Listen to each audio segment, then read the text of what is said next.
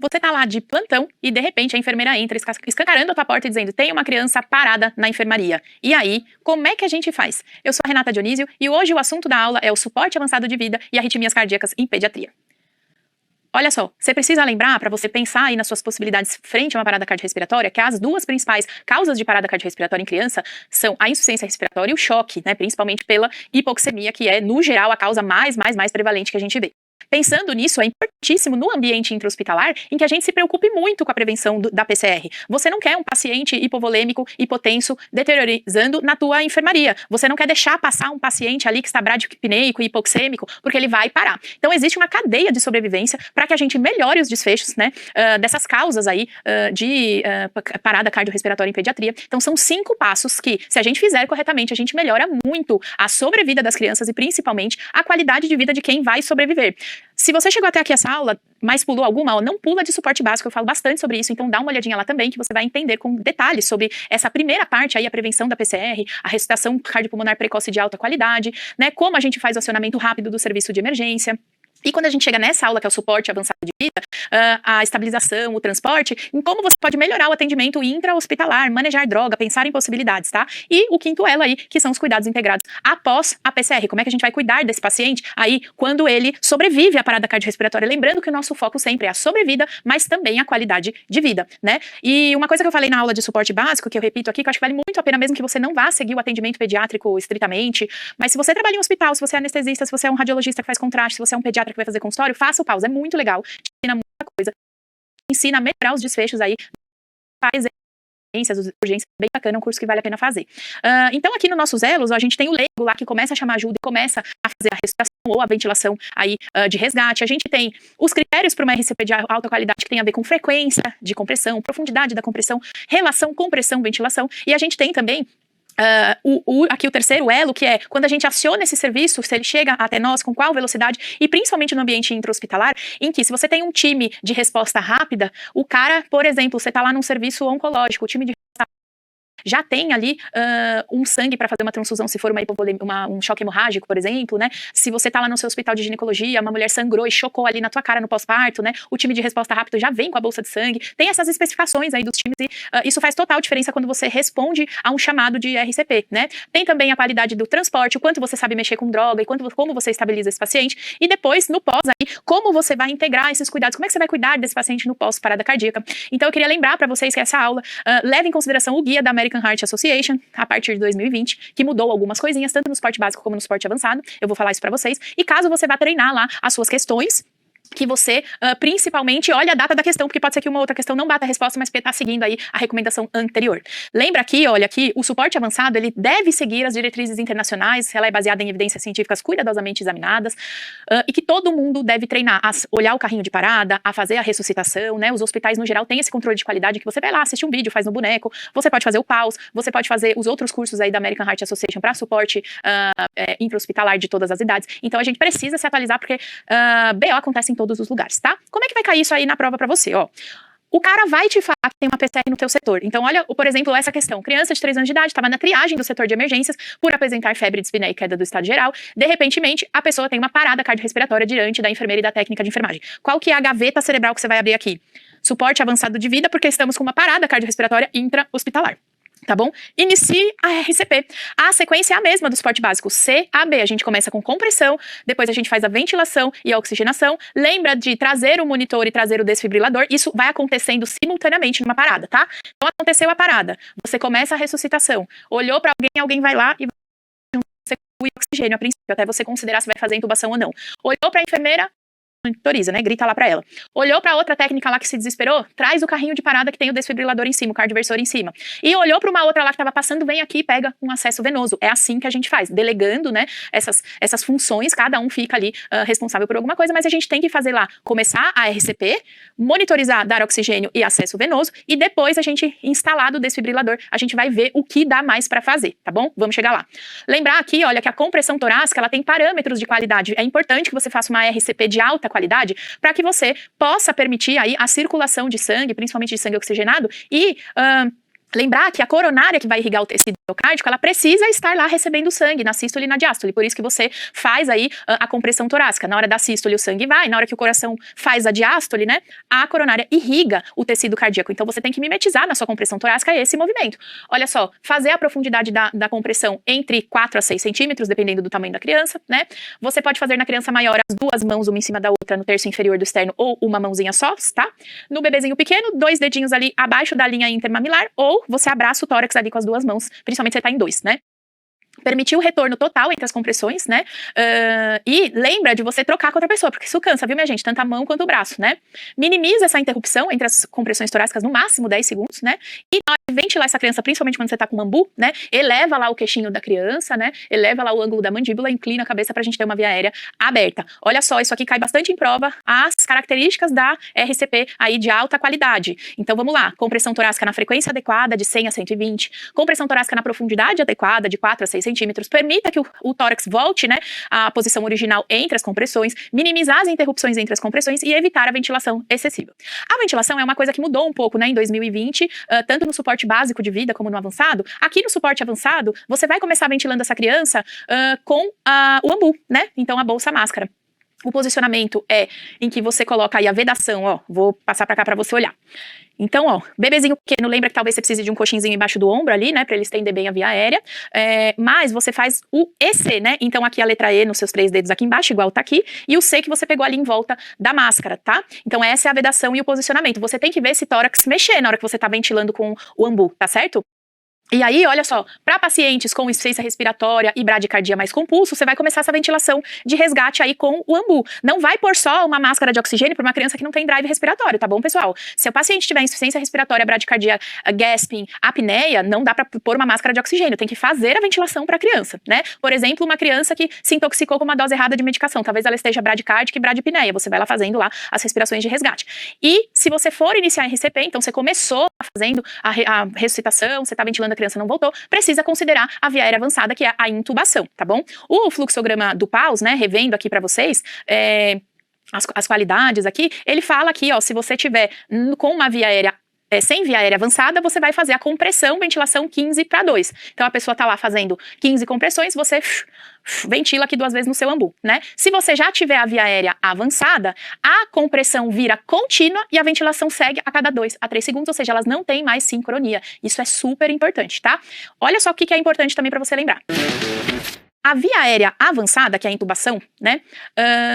Ela precisa ser feita para aquela criança dead or unstable, que é morta ou instável. Então não esqueça de realizar, de promover a via aérea avançada para aquela criança que não respirou ali nos primeiros minutos de ressuscitação, e lembrar, muito importante isso, em que é uma ventilação a cada 2 a 3 segundos, igual quando você está ventilando, né? Só que você não interrompe a compressão, então não esquece disso, tá? A nossa intubação é com cuff nesse fluxograma aí do PAUS, tá? Então se você estiver lá na UTI neonatal, não vem inventar isso, tá, gente? Nós estamos falando aqui de PAUS, de suporte avançado de vida para neonato, tem outra coisa, né? Se for um bebê muito pequenininho, você pode não intubar com cuff, mas originalmente o fluxograma do PAUS é colocar o cuff, né? Então, olha, a gente vai usar essa formulazinha para o menor de 2 anos, a idade em anos dividido por 4 mais 3 é o tamanho do tubo, né, de diâmetro interno, e acima de 2 anos, em vez de você colocar 3, você coloca 3,5 aí pra você descobrir qual é o tubo que você vai usar. É uma coisinha pra você lembrar aí na hora. Pra você fixar, né, você vai pegar o diâmetro interno do tubo vezes o 3, ou a idade dividido por 2 mais 12, o que você achar melhor aí de lembrar, tá bom? É aproximado, você vai ter que confirmar isso na prática, tá? Na clínica, né? A lâmina pros menorzinhos a gente sempre usa reta, pros acima de 20 quilos, tanto faz reta ou curva. Então se for um bebezinho ali do seu 1, 2 meses, você vai pegar uma lâmina reta. Se ele te falar de uma criança, você pega uma lâmina ou reta ou curva, então pega reta pra todo mundo que você não erra na prática, tá? Tô falando isso pra vocês na prática. Na prova pode ser que ele especifique reta ou curva, mas lembrar que o pequenininho é sempre a reta, tá bom? Quando você intubou esse paciente, você obrigatoriamente precisa confirmar a posição do tubo, tá? Como que a gente confirma? Expansão torácica, ausculta simétrica na região axilar, ausência de som de ventilação no estômago, então você põe lá o esteto e não escuta o ar entrando, não é pra estar lá mesmo. Coloca o capnógrafo na ponta do tubo, né, que é uma tampinha do tubo que você põe lá, e se ele mudar de cor, ele tá detectando o CO2 exalado, e quer dizer que tem CO2 saindo, tá no pulmão esse tubo, né? E o raio-x de tórax pra gente avaliar também se tá bem posicionado em termos de altura. Olha que essa criança está entubada, mas seletiva, só tá ventilando o lado direito, ó, o lado esquerdo fechado. Puxou o tubo um pouquinho pra cima, a gente viu ali uma ventilação bilateral. Então ali no vucu-vucu você vai fazer expansão torácica ausculta. Tem Na prática, a gente vê também ali o vaporzinho na cânula, né? Um sinal bom ali que tá no pulmãozinho mesmo, tá lá na traqueia, a ausência de som na região epigástrica e principalmente o capnógrafo. Aí faz um raio-x para confirmar, tá bom? A intubação endotraqueal, às vezes ela é um pouco dificultada, né? Então a gente chama de via aérea avançada também o nosso plano B, que é a máscara laríngea, eu vou falar pra vocês. Mas, principalmente para confirmar, né? A padrão ouro é a capnografia em forma de onda, que é um dispositivo que você acopla ali na cânula e tá lá ligado no seu monitor. Nem todo mundo tem isso, mas o PAUS recomenda que você tenha aí a capnografia em forma de onda. Outra coisa que a gente não pode fazer, não fazer pressão cricoide. Você tá lá intubando, você tá vendo lá pra cima, tá muito anteriorizado ali a sua traqueia, e você pede para alguém fazer uma pressãozinha aqui no pescoço para abaixar, pra você colocar lá o tubo. Isso no PAUS, no fluxograma, no atendimento avançado, suporte avançado, não é para fazer, beleza? Quero que você dê uma olhada nesse próximo slide e guarde na sua cabeça, porque isso vai te ajudar muito na hora da prova. Para tudo na sua vida, tá? Se o paciente está com uma piora clínica intubado, não esqueça de pensar nessas 4 possibilidades. Que esse tubo deslocou, ele pode ter extubado, que esse tubo está obstruído talvez por secreção, que esse paciente fez um pneumotórax ou que o seu equipamento não está funcionando. É um mnemônico DOPE, tá? Então tem lá um paciente intubado que fez lá uma queda de saturação, começou a saturar mal, começou a bradicardia, ele estava relativamente estável. Lembre do DOPE, que é para você checar mentalmente o que pode ter acontecido. E só para finalizar essa parte aí de via aérea, eu queria te lembrar da máscara laríngea, que é o nosso plano B de via aérea avançada, né? Uma via aérea extraglótica. Não é todo serviço que tem, né? Você pega esse tubo aqui igual uma caneta, assim, né? E enfia aqui na boquinha da criança, o tubinho lá fica pra fora, né? O ventilador você acopla aqui ou o ambu. Serve lá pra, se você tentou algumas vezes e não conseguiu intubar essa criança, pode ser que você consiga uma máscara laríngea. Geralmente em hospitais, né? A gente pode acionar os serviços de via aérea difícil, mas é bom que no seu carrinho de parada tenha uma máscara laríngea. Não tem pra todos os pesos, né? Pra criança muito pequena a gente não consegue fazer, mas tem 2 ou 3 modelos lá que você pode ajustar pra alguns pesos, pra alguns tamanhos de criança, certo? Falando aqui do acesso venoso, a gente tem uma orientação em que é aconselhável administrar a dose inicial de epinefrina em até 5 minutos depois do início das compressões torácicas. Por isso, quando você começar a atender uma RCP no seu ambiente hospitalar, você precisa chamar todo mundo para te ajudar, né? Cada um vai ter que ter uma função ali. E essa pessoa que tá lá no acesso venoso e a pessoa que tá no carrinho de parada, precisam já fazer a diluição da adrenalina, né? Pegar 1 mlzinho de adrenalina para 9 ml de soro, pra gente poder utilizar essa solução aí em até 5 minutos do começo da RCP, então temos que ter outra pessoa anotando essas coisas, né? A gente já fazer a dose de epinefrina, que isso pode salvar a vida da pessoa, tá bom?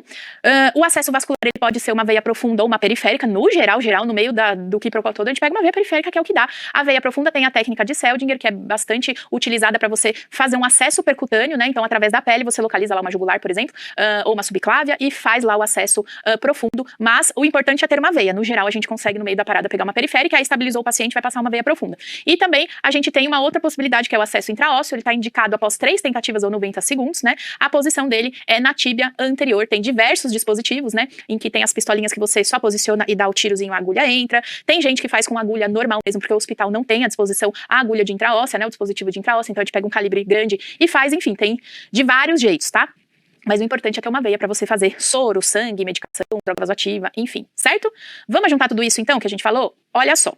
RCP detectada, vou começar a parada cardiorrespiratória detectada, vou começar a RCP, vou começar com pressão.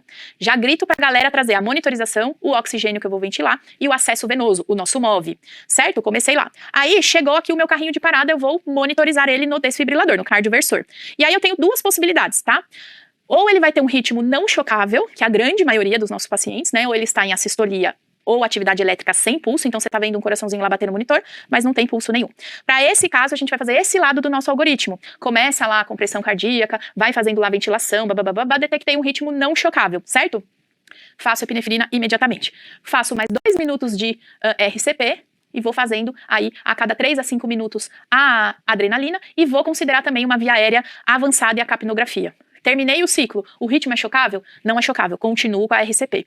Isso, né, se encaminhando aí por mais minutos, você tem que começar a pensar nas causas. O que será que aconteceu com essa criança? Será que ela tá hipovolêmica?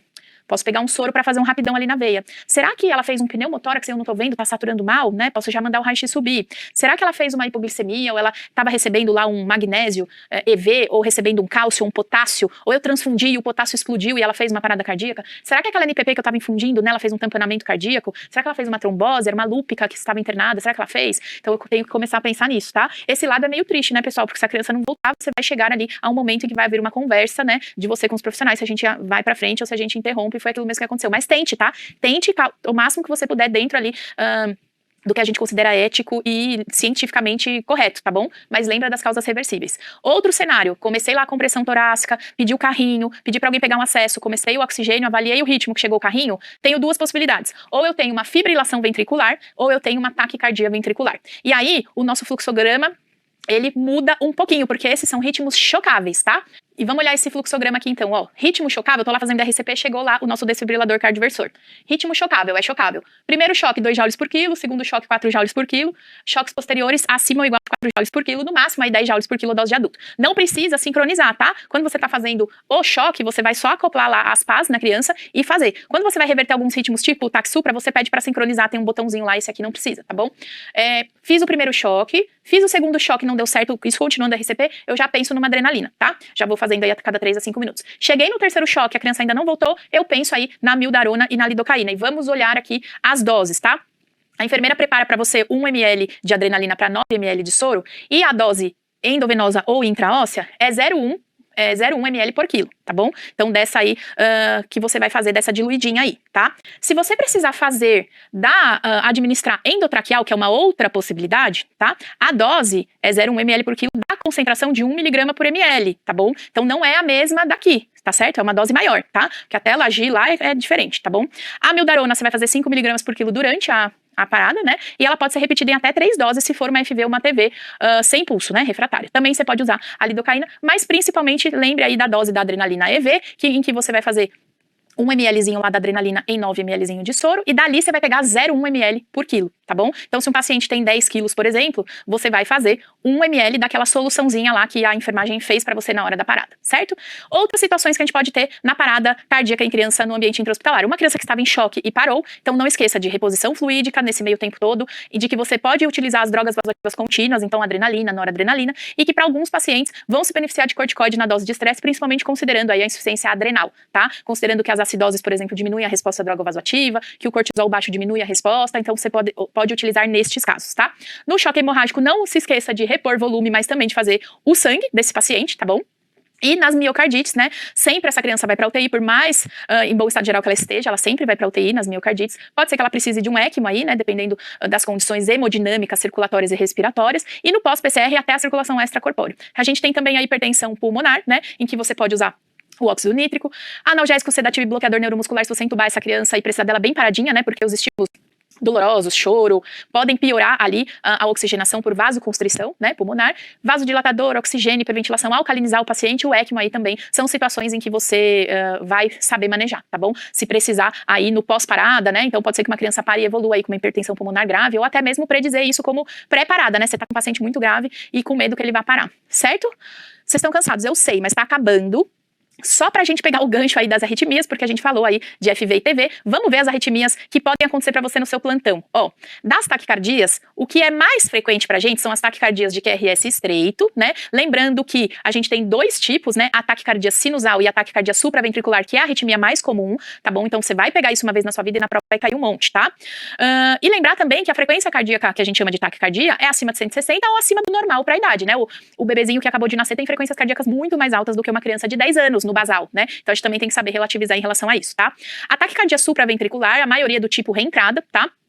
Pode aparecer de forma abrupta, sem causa aparente. Então é uma mãezinha que chega no pronto-socorro com um bebê irritado e cianótico, suando frio, sem ela entender o que tá acontecendo. Aí você ausculta e vê lá o batimento cardíaco todo esquisitão. Ou uma criança que fez uma cirurgia cardíaca, né? Ou passou um catéter na enfermaria por algum motivo e aí começou a fazer uma ataque supra, coisas desse tipo. Essas são as histórias mais clássicas, tá? Os sintomas podem variar desde desconforto respiratório, irritabilidade, pálida, cianose, até algo bem instável, até sinais de baixo débito, tá? E aí o que a gente precisa lembrar para identificar isso são as características aí da taquicardia supraventricular. Então a primeira delas é a frequência cardíaca, acima de 220 em lactente, acima de 180 em criança. Lembrar que, para você olhar um eletro e saber mais ou menos qual é a frequência cardíaca, é só você lembrar que entre esse quadrado aqui maior, ele tem 300 batimentos, tá? Então, se, por exemplo, esse aqui, entre um quadrado e o outro, tem aqui o quadrado inteiro, quer dizer que entre uma onda e outra tem 300 batimentos cardíacos, tá? Aqui, ó, que pega 1,5, ó, a gente divide 300 por 1,5 dá 200, né? Então, coube aí em 1,5 quadradinho a distância dos RRs, tá? Quando a distância do RR é 1, é 300. Se ela for aumentando, eu só fazer a continha aí, 300 dividido pelo RR, pra gente ver o que dá, tá? É mais ou menos, tá? Outra coisa, o RR é regular, olha como é bonitinho, ele quase bate sempre no mesmo lugar, tem o mesmo número de quadradinhos pequenininhos aí pra gente ver, e não temos onda P. Então, frequência cardíaca aumentadíssima, RR regular sem onda P, muito provavelmente é uma taquicardia supraventricular, né? O tratamento é sempre avaliar essa criança se tá estável ou instável, oferecer o básico. O que é o básico? Monitoriza, oxigênio e acesso, tá? Traz o seu carrinho. E o seu cardioversor aí, seu desfibrilador, tá? Se a criança tá estável sem sinal de choque, você pode tentar antes uma manobra vagal, tipo pôr um saco de gelo na face da criança, né? Ou pedir pra ela fazer aí, assoprar um canudinho fechado, que ela vai fazer uma valsalva, né? E aí, esse aumento de pressão intraabdominal vai fazer a manobra vagal, né? Ou você pode fazer a adenosina, né? 0,1 mg por quilo, ou uma segunda dose de 0,2 em infusão rápida. É difícil você pegar um acesso venoso profundo nesses casos. Então, como você vai provavelmente usar um acesso venoso periférico e a meia-vida da adenosina é super curta, você precisa fazer a torneirinha, que é uma conexão entre aqui a adenosina e aqui, desse outro lado, o sorinho. Daí você faz a adenosina em flush e já manda um boosterzinho de soro para aquilo caminhar logo lá pro coração, não ficar indo lentinho aí na circulação, que senão chegar lá no coração ela já nem age mais, tá bom? E em outros casos que não respondem, a gente pode tentar a mildarona, 5 mg por quilo, um ataque de 20 a 30 minutos, e depois 5 a 20 mg por quilo aí, contínua, para ela não reentrar aí naquele ritmo patológico, tá? Se o paciente estiver instável, então rebaixamento de consciência, cianótico, a respiração dele tá agônica, esse é o cara que a gente vai fazer uma cardioversão sincronizada, então você vai colocar as pás do aparelho lá no seu paciente, mas vai apertar lá o sync, tá? Porque ela vai dar uma descarga no período refratário do batimento cardíaco, tá bom? Você pode fazer de meio a 1 joule por quilo, pode até aumentar para 2 joules por quilo. Lembrar que se você for fazer a cardioversão, pessoal, cede o paciente. Procedimento super doloroso. Leva um choque na tomada, multiplica isso por milhões, é isso que o paciente vai sentir, tá? Então sempre cede o paciente, certo? Falando aqui da outra arritmia que a gente pode encontrar é a bradicardia, mas principalmente a bradicardia a gente vê muito associado à hipoxemia, né? Frequência cardíaca menor de 60 com perfusão inadequada é indicação de iniciar massagem cardíaca. Mesmo se você fez lá respiração de resgate, ventilação de resgate, a criança continua bradicárdica e a perfusão não tá legal, lembra lá do nosso critério lá de RCP, né? Do nossa evolução ali, do nosso fluxograma, como é que a gente vai fazer, tá bom? Então, se essa bradicardia não responde ao oxigênio à ventilação e tiver a frequência cardíaca menor que 60, você vai precisar fazer a RCP completa aí, tá? A gente tem a bradicardia sinusal, que é a bradicardia mais comum, né? Hipoxemia, intoxicação, distúrbio eletrolítico, infecção, apneia, né? Mas a gente tem aí também o bloqueio atrioventricular, que eu queria lembrar pra você, que é um distúrbio de condução no nó AV. A gente tem aí o primeiro grau, o segundo grau, MOPTIS 1, MOPTIS 2 e o BAV total, tá? O que eu quero te mostrar aqui, ó? Essa figura bem bonita do Cardio Papers, tá? BAV de primeiro grau, o intervalo PR é acima de 200 segundos. Então, entre a onda P até o complexo QRS, até a onda R, tem lá acima de 200 milissegundos, tá? Tá aumentado igualzinho em todos os batimentos. O do segundo grau, nós só vamos ver o MOPTIS 1, MOPTIS 2. O MOPTIS 1, esse intervalo PR vai aumentando, aumentando, aumentando, aumentando e bloqueia, tá? Benigno. No geral, a gente no PS, assim, na emergência, a gente não vai fazer nada, vai monitorizar, vai chamar o cardio. O MOPTIS 2, o PR, a duração é fixa, bonitinho, e uma bela hora ele não aparece. Ele bloqueia subitamente. Esse aqui é do mal, tá? Esse aqui é do mal, precisa chamar o cardio logo. E o bloqueio AV total é o ritmo atrial dissociado. O átrio bate de um jeito, o ventrículo bate do outro. Esse aqui é o cão chupando a manga, né? Ele pode evoluir pra morte súbita, ele pode evoluir pra um ataque ventricular, né? Então, a gente tá na correria com esse cara, vai ligar pro cardio imediatamente pra ver o que a gente vai fazer, tá bom? Então, no BAV total, olha aqui a nossa imagem. É completamente dissociado, tem batimento que vai, tem batimento que não vai, tem 3 que vai, 2 que não vai, então é a loucura toda. O ritmo ventricular, como ele é mantido por um marca-passo localizado no ventrículo, ele pode aí gerar uma arritmia que pode levar a uma parada cardiorrespiratória do paciente. Vocês vão ver várias arritmias em outras aulas, eu tô dando só uma passada aqui pra gente poder finalizar esse assunto, tá bom? O tratamento para as bradicardias é igualzinho, avalie e ofereça o básico. Se for uma hipoxemia, logo que você vai dar lá uma ventilaçãozinha, você vai dar um oxigênio, né? Se a criança tiver drive, né? Se a criança não tiver drive, você precisa ventilar ativamente essa criança. Ela vai melhorando e aí você tem um tempinho ali pra pensar. Mas se for uma bradicardia persistente, por alguma droga, alguma coisa que essa criança ingeriu e que vai demorar muito pro rim depurar, talvez você precise entrar com adrenalina ou atropina, por exemplo. A gente tem indicação, inclusive, de marca-passo, principalmente no BAV total aí congênito, né? Sinais de insuficiência cardíaca ao nascimento, por exemplo, hidropsia, são pacientes que vão receber o marca-passo aí ao nascimento, uma frequência cardíaca mantida menor do que 55, tá? QRS alargado, né, porque isso pode virar uma morte súbita, né, tem vários estudos correlacionando a morte súbita, não é nada muito assim, né, porque a gente não consegue avaliar, mas QRS alargado pode predispor a algumas arritmias que estão relacionadas à parada cardíaca, tá? E nas cardiopatias congênitas complexas, a gente vai também ter a indicação de marca-passo. Olha pra gente amarrar tudo isso, olha o tipo de pegadinha que pode aparecer pra você, ó.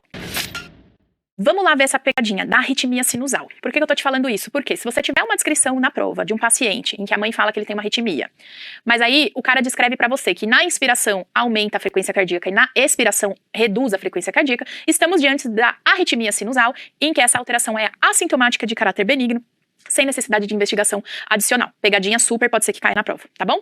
E falando que cai na prova, olha só como é que isso vai cair pra você.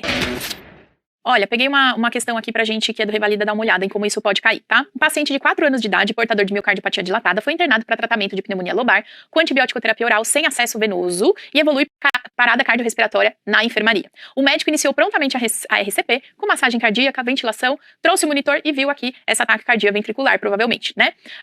Mas vamos supor que você não saiba o que é. Mas lembra, né, ó, que é RS alargado com bastante frequência, ó, parece que tá quase, ó, tem duas, talvez tem um quadradinho e meio aí, talvez. É um ataque cardíaco com certeza, né? Que é RS alargado, então parece um ataque ventricular, tá? Olha só, com base nesse caso hipotético, após o início da RCP, o que a gente faz? Intubação orotraqueal e administra epinefrina endotraqueal, choque de 2 joules por quilo, punção intraóssea e faz epinefrina intraóssea, punção intraóssea e faz sulfato de magnésio, punção intraóssea e administrar amiodarona. Essa é aquele tipo de questão que se você pensa assim, eu vou no que ele tá falando mais sobre isso, talvez seja punção intraóssea mesmo, antes de errar. Então é uma RCP em que no monitor aparece um ritmo chocável. Qual que é a resposta?